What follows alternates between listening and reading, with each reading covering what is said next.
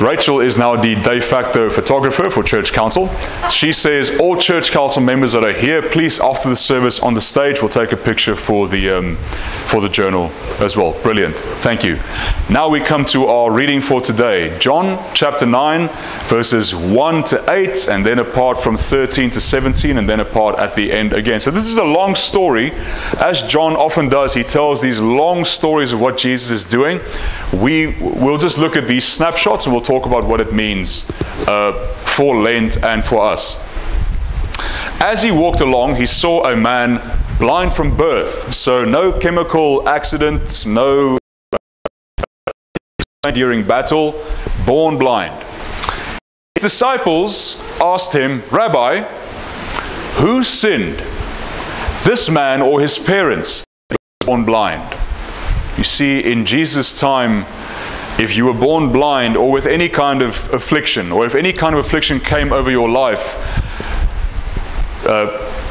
it must have been because you or your parents had committed some kind of sin. And often the severity of your affliction would be in proportion to the severity of your transgression. And so who sinned, this man or his parents, that he was born blind? Doesn't the Lord say in the Ten Commandments, I will punish those who disobey me, even unto the third and fourth generations? Verse 3, Jesus answered, neither this man nor his parents sinned. He was born blind so that God's works might be revealed in him. We must work the works of him who sent me while it is day. Night is coming when no one can work. As long as I am in the world, I am the light of the world. One of the famous I am sayings of John. When he had said this, he spat on the ground, and he made mud with the saliva and spread the mud on the man's eyes, saying to him, go and wash in the pool of Siloam, which means sent. Look at what Jesus just told his disciples, verse 4. We must work the works of him who sent me. And now he tells this man, go and wash yourself in the pool with the name sent. Then he went and he washed and he came back able to see. The neighbors and those who had seen him before as a beggar began to ask, is this not the man who used to sit and beg? Some were saying, it is he. Others were saying, no, it only looks like him. But the man kept saying, I am he. That's the first part. Then we skip a few verses. They brought to the Pharisees the man who had formerly been blind. Now, it was a Sabbath day when Jesus made the mud and opened his eyes. Big no-no, Jesus, if you were a Pharisee. Then the Pharisees also began to ask him how he had received his sight. He said to them, he put mud on my eyes. Then I washed, and now I see. Some of the Pharisees said, this man is not from God, for he does not observe the Sabbath. Others said, how can a man who is a sinner perform such signs? And they were divided. So again they said to the blind man, what do you say about him? It is your eyes that were opened. The man said, he's a prophet. We skip a few more verses and we come to the last part. Now the Pharisees drive the man out of the temple, and they drive his parents out for good measure as well. Jesus heard that they had driven him out, and pay attention, then he went looking for him. And when he found him, he said, do you believe in the Son of Man? He answered, and who is he, sir? Tell me so that I may believe in him. Jesus said to him, you have seen him, and the one speaking with you is he. He said, Lord, I believe. And he worshipped. Jesus said, I came into this world for judgment, so that those who do not see may see, and that those who do see may become blind. Some of the Pharisees who were with him heard this and said to him, surely we are not blind, are we? Jesus said to them, if you were blind, you would not have sin. But now that you say, we see, your sin remains. This is the word of the Lord. So a long reading and a complex story, as the stories from John often tend to be. And we could not discuss everything happening here, not today. So we will focus perhaps on one or two things that stick out in the text. The first perhaps is what we have already alluded to. This question the disciples ask. They say, Lord, here is a man born blind.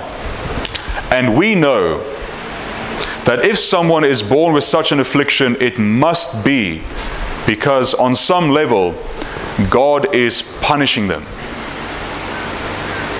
Or perhaps, Lord, the fact that he was born blind means it's not his sins that are being punished, but his parents' sins. God is punishing his parents by giving them a blind child who can do no other than beg. What can you do with a blind child in the time of Jesus? They can't work. They can't contribute to the economy or to the family. No one's going to marry them. They are seen as unclean, so they cannot enter the temple with others. They cannot go to the bath of Siloam and bathe with others. We can assume that when he went, everyone else got out, because you do not want to be in the water with a sinner. Maybe some of that sin washes over to your side. Good heavens. So who sinned? This man or his parents? Now sometimes I think, even though this story took place 2,000 years ago, the temptations of faith haven't changed much in 2,000 years. Because when affliction and tragedy and illness and suffering come over your path, perhaps you are also tempted to ask, what sin am I being punished for? Or maybe if you're like me, you find yourself saying, oh, now it's caught up to me. I knew it. I knew I couldn't run forever.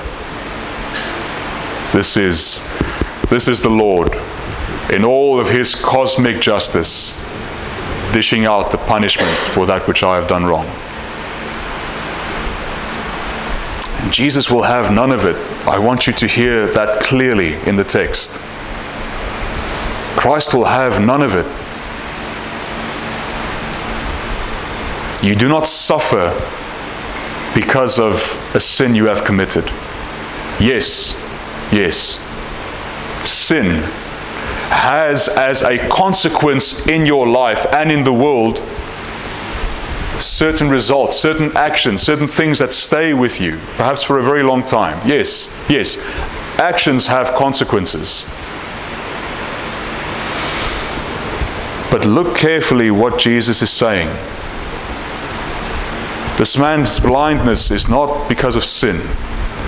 This man's suffering is not because of sin. It is so that the works of God may be revealed in him. And so Jesus kneels down and he spits on the ground and he makes a muddy paste and he rubs it on the man's eyes. And he tells him, go to the bath. In other words, someone must lead you to the bath and let them help you in, because the man cannot see what he's doing. And wash the mud off. And the man came back able to see. And then pay attention to what the people standing there, the people in his community, the people who know him, who have always known him, pay attention to what they do. The neighbors and those who had seen him before as a beggar, verse 8, began to ask, is this not the man who used to sit and beg? Some were saying, yes, it's him. Others said, no, it can't be. It only looks like him. Sometimes we find this in the life of faith as well. When someone who had lived their lives a certain way comes to Christ and comes to faith, and they change the way they live, and sometimes a remark we hear is, "I cannot believe it is the same person." It must be a facade. It must just be temporary. It can't be the same person. And the man kept saying, "I am he." We'll talk about that in a while. And the Pharisees hear of this. They hear that Jesus was again performing miracles on the Sabbath. And you see, they're more concerned about the fact that he was doing God's work on the Sabbath than they are that he was doing God's work. In fact, they say to each other, "He can't be from God because he works on the Sabbath." They ask the man, the blind man, they call him in. They give him a roasting. They want to know the truth. He says, as Lee reminded us over and over again, it's not in our text, but he says to them, "I don't know what to tell you. I don't know what he looks like. I don't know exactly what he did. All I know is I was blind, but now I see." That is all I know. And perhaps sometimes we complicate faith. Perhaps that's enough. Perhaps it is enough for you to simply abide by that confession. If only a little bit, to say to yourself,